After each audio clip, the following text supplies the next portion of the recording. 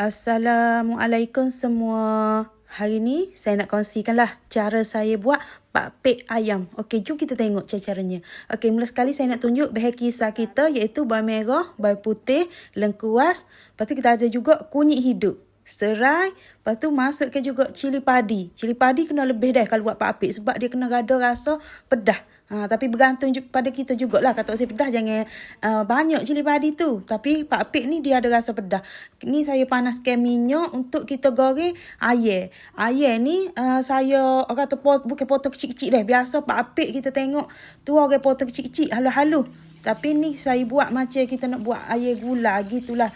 Besar dia lebih kurang dah. Lepas tu kita lumurkan dengan garam dan kunyit. Kunyit tu lebih tak apa, garam tu jangan lebih, jangan banyak. Sebabnya nanti bahan-bahan rempah kita tu kita ada letak garam, gula semua, nanti kita takut dia terlebih masing. Jadi garam tu letak light-light je dah. Lepas tu ayam ni kita goreng dulu. Goreng pula, goreng separuh masuk. Jangan goreng garing, nanti kerah. Goreng separuh masak sahaja. Lepas tu bila kita dah angkat ayam tu, kita tumis serai yang kita ketuk dalam satu batai serai. Untuk menyedapkan lagi rasa pakpik kita ni. Terawak buat gini, memang sedap dah. Lepas tu kita masukkan bahan yang kita kisar tadi. Lepas tu tambahkanlah sedikit air. Lepas tu letak juga belacan. Ni saya nak tunjuk belacan yang saya guna. Sebab ada ramai orang tanya, belacan cap apa saya guna. Ni saya guna belacan daripada Thai dah. Boleh tengok saat ni saya tunjuk. Lepas tu kita akan letak dalam setengah sudu gitulah. Tapi kalau yang mana tak makan belacan, awak jangan letak belacan. Kalau tak letak belacan pun sedap dah. Tapi kalau nak sedap lagi, letak belacan. Lepas tu belacan ni saya tak kisar sekali dengan bahan-bahan kisar kita. Sebabnya bila kita kisar sekali dengan bahan-bahan kisar, dia tak rasa sedap. Sebab tu kita letak asing belacan ni deh. Ni kita akan tumis siapa bahan kisar kita ni dia pecah minyak lah. Tapi kalau tak pecah minyak pun tak apa sebab banyak lagi steak kita akan masak dia. Ni kita letaknya sos tirai dalam 1 ke 2 sudu makan gitulah. Lepas tu lada hitam yang kita tumbuk. Macam lada hitam pun saya tak kisar sekali dengan bahan kisar. Sebabnya kalau kita kisar dengan bahan kisar memang kata rasa dia tu kurang. Jadi kita tumbuk. Sebabnya benda kita tumbuk ni dia lagi sedap daripada kita kisar. Sebab tu saya kisar, saya tumbuk lada hitam. Lepas tu kita akan masuk sekali dengan sos tirai tadilah lada hitam kita ni. Dan kita akan tumis. Bila kita tumis dia pecah minyak ni ke dia keluarkan aroma yang sangat wangi daripada lada hitam tu. Lepas tu barulah kita masukkan ayam yang kita dah goreng separuh masak. Ni kita goreng separuh masak tadi deh. Ayam ni kalau awak tak usah goreng pun tak apa. Tapi kalau kata nak lebih sedap lagi, goreng. Tapi kalau tak goreng pun boleh juga. Sebab ada takut orang tanya, boleh ke kalau ayam tu tak goreng? Boleh je ayam kalau tak goreng deh. Tapi kalau nak rasa lebih sedap, awak goreng ayam tu.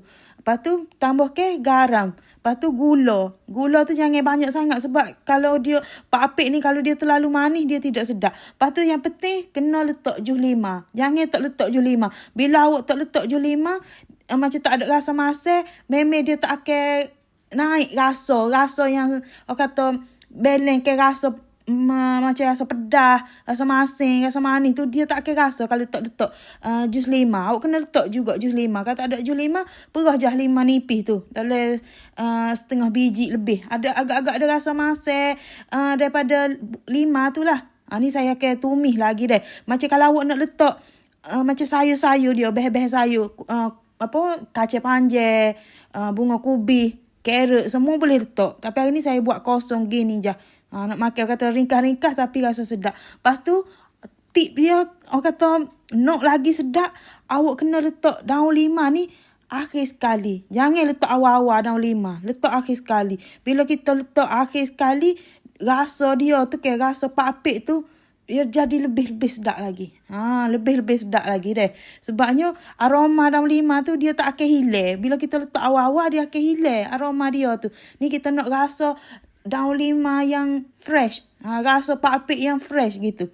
Macam kalau awak buat ikut saya bagi tahu ni, awak rasalah sedap pakpik yang kita buat tu deh. Bila kita dah letak daun lima tu, kita agak-agak daun lima tu layu, dah keluarkan aroma yang wangi dan kuah tu kalau boleh kita tak usah terlalu cair sangat. Kita agak-agak dah nak kata pekat. Barulah pakpik tu sedap.